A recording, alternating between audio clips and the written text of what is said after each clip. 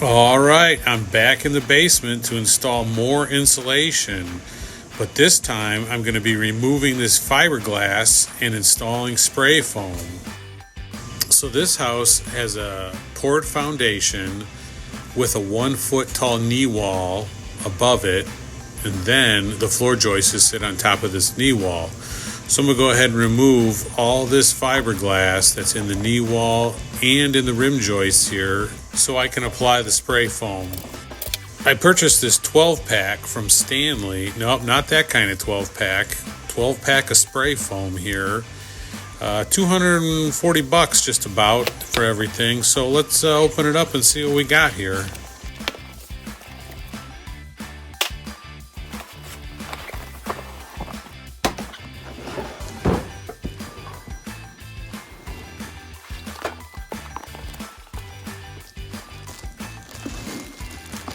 Okay, so we got protective coveralls here.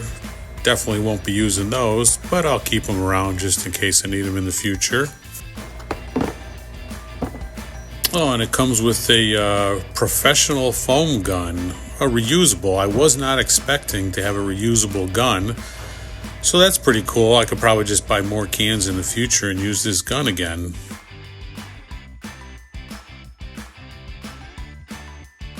Looks like they got some of these tips here if you just want to do a bead of foam instead of the spray. Oh, and some safety glasses with neon green frames. Those are pretty stylish. Actually, I highly recommend wearing these because when I was trying to change the spray tip a couple times, I hit the trigger of the gun and you could spray yourself in the eye, and you definitely don't want to insulate your eyeballs. And then we got a can of cleaner here to clean out that gun. That's a must-have. And they give you a cheapy little respirator here. Also highly recommend it because this stuff does spray quite a bit of mist into the air, especially when you get towards the end of the can.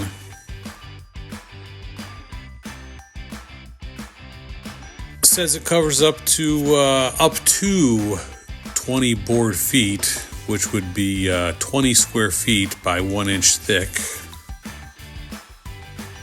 On the cap here, it looks like we got a couple different spray nozzles and a little pair of gloves. How cute is that?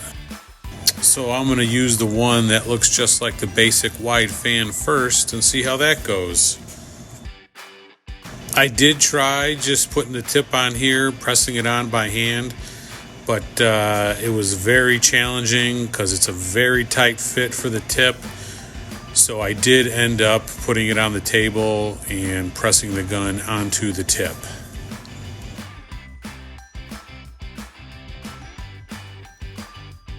So I'll just take one of these cans, screw this guy right on the top here. Pretty basic stuff, lefty-loosey, righty-tighty. And I think we're ready to rock and roll here. So this is my first go at it, live on camera, unedited. That first cavity didn't really go very well. Let's see how the next one goes. Yeah, that was a little bit better. Looks like there's a little bit of a learning curve here. This stuff comes out of the gun pretty fast. Kind of got to plan out your angle of attack here because this can is so tall it hits the floor joist as you're moving back and forth, so it does take a little bit of finesse. So this area here I call the box sill. I don't know if that's the proper term or not, but that's what I call it. That's in between the floor joists there, and it's extra challenging to get in there. But there is another spray nozzle that came with the kit that looks like it kind of sprays at a downward angle. That might help me get in there a little bit better. This is the downward spraying nozzle. Let's see how this guy works.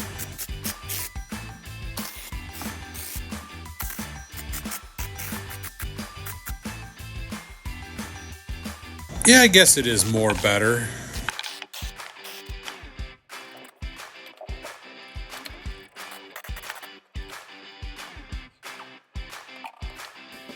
Oh yeah, these are the first ones here. We'll wait for those to dry fully and then give it another coat. You can see here where I previously went through years ago and sealed up around some of these openings with those disposable spray cans from the big green box. So I'll just spray right over that old stuff.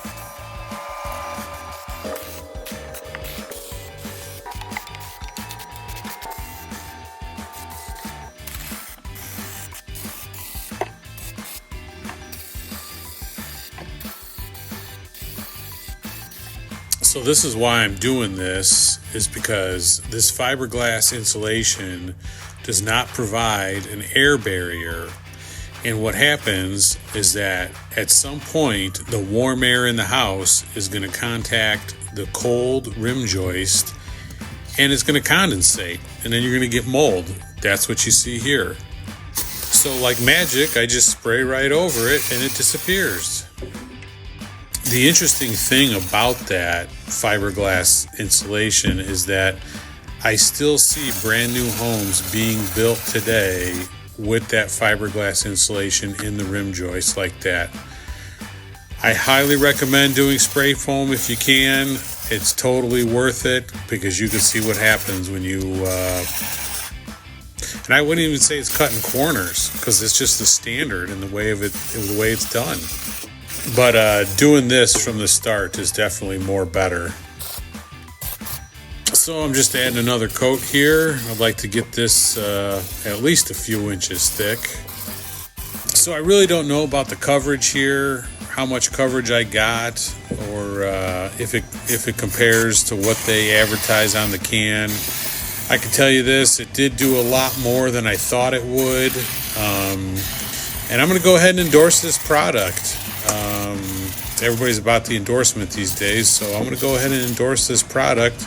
Highly recommend it if you got a small job, for a few $100. I didn't even check with any actual spray foam companies to come and do this because I know it's going to be a fortune.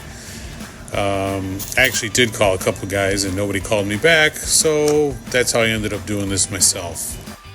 So I sprayed this probably 2-3 times, I don't even know, and it looks like I got 4 or 5 inches of thickness, so that's plenty more than I need. So let's go ahead and get this gun cleaned up and see how that goes. I remove the old can of foam, go ahead and screw this can of cleaner right on here.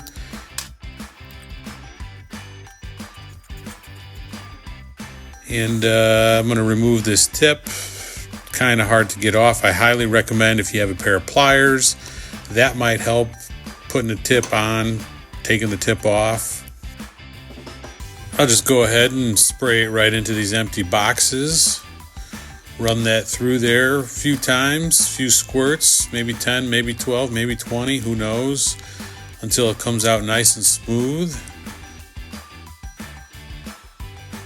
And so this is actually a pretty cool feature here of this cleaner. Once you screw it off, whoops, it's got this little cap, but it's actually a spray nozzle. So you just put that guy right on there and then you can spray down your gun and get everything cleaned up really good.